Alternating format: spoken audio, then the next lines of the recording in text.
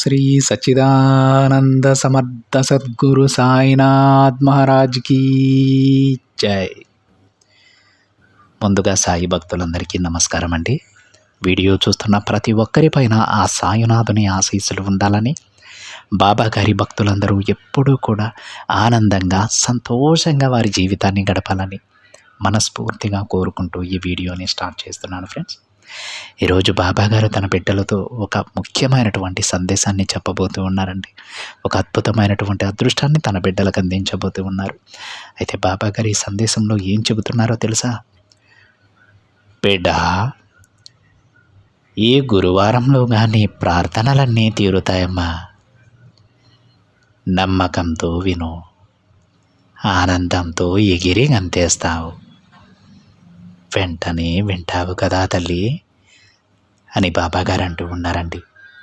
ఈ గురువారంలోగా తన బిడ్డల యొక్క కొంతమంది కర్మఫలాలన్నీ పూర్తిగా పూర్తవుతున్నట్లు, అదేవిధంగా వారు కోరిన ప్రతి ప్రార్థన నెరవేరుస్తున్నట్లు బాబాగారు చెబుతూ ఉన్నారు.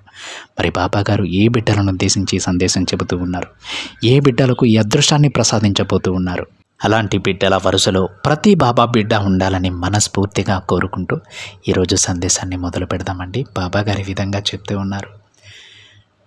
బిడ్డ, నీకొక విషయం చెప్పనా తల్లి?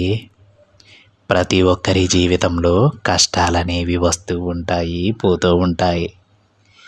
కాబట్టి ఎప్పటికీ నువ్వు ఒక విషయాన్ని గుర్తుపెట్టుకో.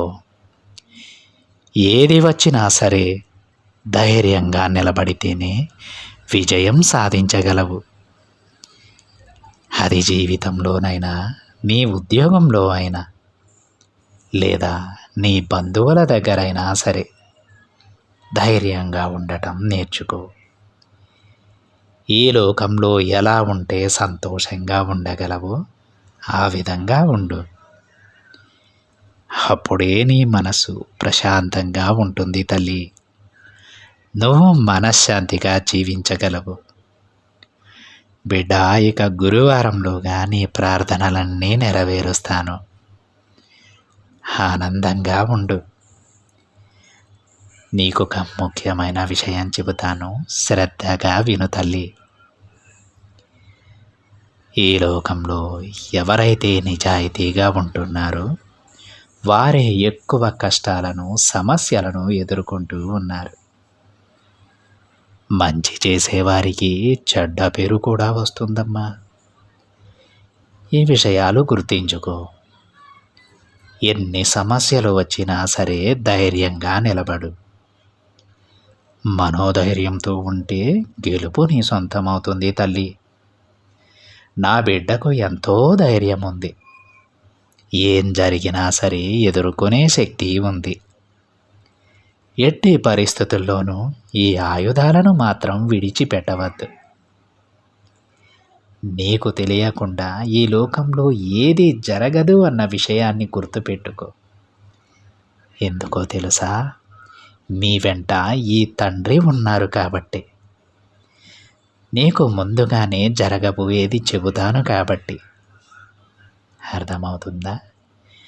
ఏ పని చేయడానికి మొదలు పెట్టేప్పుడైనా సరే ఈ తండ్రి అనుమతి ఒక్కసారి అడుగమ్మా. అది మంచిదో చెడ్డదో తెలుసుకొని మొదలుపెట్టు. అర్థమవుతుందా? నువ్వు ఎప్పుడైతే ఈ బాబాకి దగ్గరగా ఉంటావో అప్పుడే నీకు మనశ్శాంతి దొరుకుతుంది.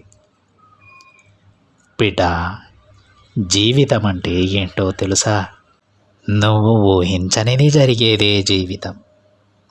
కాబట్టి దేనినైనా సరే ఎదుర్కొనే ధైర్యంతో ఉండు. నువ్వు ఎదురు చూస్తూ ఉంటే ఏదీ జరగదు తల్లి.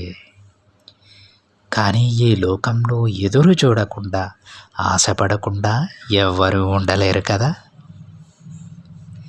ఈరోజు ఓడిన వారు రేపు తప్పక గెలుస్తారమ్మా. కాలంతో పాటు నువ్వు కూడా మారాలి తల్లి. కాలంతో పాటే నువ్వు నడిస్తే అంతా సులభమైపోతుంది. నీ జీవితమే ఆనందంగా మారుతుంది. నీ చుట్టూ ఉన్న వారితో మాట్లాడేటప్పుడు నీ మాటలను అదుపు చేసుకో బిడ్డ. జాగ్రత్త. ఎవరి మీద ఎక్కువ ప్రేమ పెంచుకోవద్దు. ఎదుటివారి మనస్సును నొప్పించవద్దు. ఎదుటివారి మనసు గెలవాలంటే ప్రేమ, ఆప్యాయతతో మాత్రమే గెలవగలము. కాబట్టి ఓపికతో ఉండు, నిదానంగా మాట్లాడు, చిరునవ్వుతో జీవించు. ఎవరు ఎలా ఉన్నా పట్టించుకోవద్దు బిడ్డ. నువ్వు మాత్రం నీ బాబా చెప్పినట్టు చెయ్యి. మరువకు తల్లి, మంచిగా ఉండు. నిన్ను నువ్వు తెలుసుకోవాలంటే మిగతా వారిని గమనించు. నీ సాయి చెప్పింది అర్థమైంది కదా. మనిషి జీవితం చాలా చిన్నదమ్మా, అలానే గొప్పది కూడా. అలాంటి జీవితాన్ని ఆనందిస్తూ జీవించు. కష్టాలు, సమస్యలు, పగలు, ప్రతీకారాలు అంటూ కాలాన్ని వృధా చేసుకోవద్దు. చిక్కులు వస్తే వాటిని ఎలా విప్పాలో ఆలోచించు. వెంటనే దానికి పరిష్కారం నీకు తెలుస్తుంది. ధైర్యంగా ఉండు బిడ్డ. గురువారానికి నీ కోరికలన్నీ నెరవేరుస్తానమ్మా. నీ బలమైన కోరిక తీరుస్తాను. నీ సాయి మీద నమ్మకంతో ప్రశాంతంగా నిద్రించు. అంతా మంచే జరుగుతుంది అని బాబాగారు అంటూ ఉన్నారండి. ఈరోజు బాబాగారు తన బిడ్డలు ఎలా జీవించాలో చెబుతూ ఉన్నారు. ఈ ప్రపంచంలో ఒక్కొక్కరు ఒక్కో విధంగా ఉంటారు. అందరి మనస్తత్వాలు ఒకేలా ఉండవు. అందరినీ మెప్పించాలంటే భగవంతునికే సాధ్యం కాదు. మనకు ఇంత బ్రహ్మాండమైనటువంటి అద్భుతమైనటువంటి మానవ జీవితాన్ని ప్రసాదించిన ఆ భగవంతున్నే మనం నిందలేస్తూ ఉంటాం. ఆ తండ్రి ఆ కోరికలు నెరవేర్చలేదు, లేదంటే అసలు భగవంతుడే లేడు.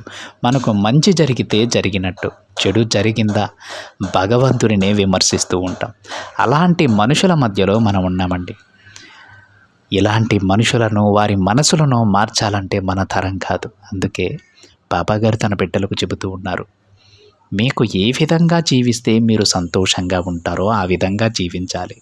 ధర్మ మార్గంలో నడుస్తూ ఎవ్వరికీ హాని చేయకుండా మీరు ఎలా ఉంటే మీకు నచ్చుతుందో అలానే ఉండండి. అలాంటి జీవితాన్ని జీవించండి. వాళ్ళ మెప్పు పొందాలి, వీరి అభిమానాన్ని పొందాలి అనుకుంటే అది నీ అమాయకత్వం అవుతుంది బిడ్డ అని బాబాగారు చెబుతూ ఉన్నారు. అంటే బాబాగారి మాటలలో అర్థం ఏంటంటే, వాళ్ళ మాటలలోనూ వాళ్ళ ప్రేమలోనూ మనం సంతోషాన్ని వెతుక్కుంటే ఏ ఒక్కరోజు కూడా మనం సంతోషంగా ఉండలేం. ఎందుకంటే అందరూ మనల్ని అర్థం చేసుకునే వాళ్ళు ఉండరు, అందరూ మనల్ని అభిమానించే వాళ్ళు ఉండరు. మనం చేయవలసిందల్లా ఎవ్వరికీ హాని చేయకుండా మన పని మనం చేసుకుంటూ వెళ్ళడం. ఎవరి ప్రేమ కోసమో ఎవరి అభిమానం కోసమో ఎదురు చూడకుండా మనకు చేతనైనంత సాయం మనం చేస్తూ ముందుకు వెళ్తూ ఉండటం. ప్రతిరోజు భగవన్నామస్మరణ చేస్తూ ఉండటం. ఈ విధంగా ఉన్నటువంటి బిడ్డల జీవితం ఎప్పుడూ సంతోషంగా ఉంటుందని బాబాగారు చెబుతూ ఉన్నారు.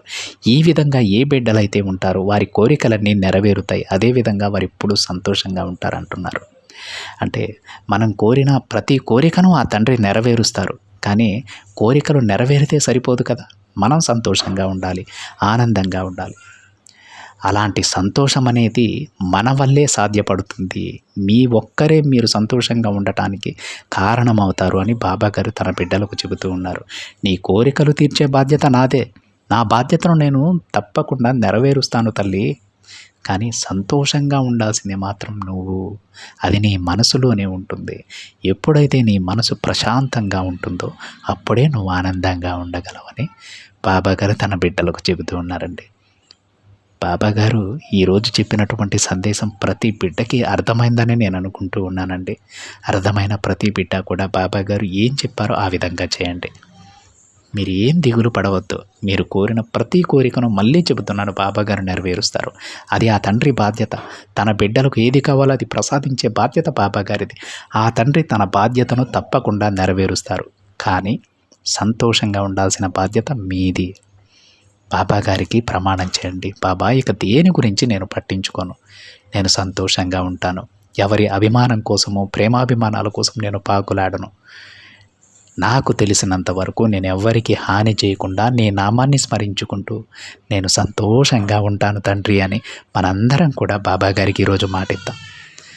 ఇది ఫ్రెండ్స్ ఈరోజు బాబా గారి సందేశం కనుక మీకు నచ్చినట్లయితే ఒక చిన్న లైక్ చేయండి ఫ్రెండ్స్. మరింత మంది మన బాబా గారి బిడ్డలకైతే ఈ సందేశాన్ని షేర్ చేయండి. మొదటిసారిగా ఛానల్ని చూస్తున్న వాళ్ళైతే తప్పకుండా సబ్స్క్రైబ్ చేసుకుని పక్కనే ఉన్న బెల్ ఐకాన్ని యాక్టివేట్ చేయండి. మరొక బాబా గారి సందేశంతో మరొక వీడియోలో కలుద్దాం. అంతవరకు ఓం సాయిరామ్.